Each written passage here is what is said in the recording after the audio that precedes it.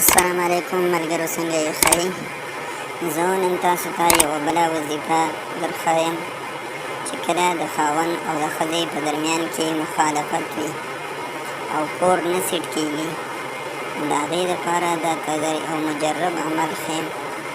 انشاءالله ضرور بالضرور به د هغوی په درمیان کې چې کوم اختلاف وي هغه ختمیږي. وظیفه ډېره اسانه ده. که چېرته خاوند د ښځې نه ناراضه وي نو هغه ښځه دې ماسخوتن لمانځه نه پس 100 مرتبه یا حنان یا حلیم ووایي. او که چېرته د دې بالعکس وي، یعنې ښځه د خاوند نه ناراضه وي، نو هغه دې همدقه وظیفه وکړي. انشاءالله ضرور بالضرور به د دې دواړو په درمیان کې چې کوم مخالفت دی هغه ختمیږي.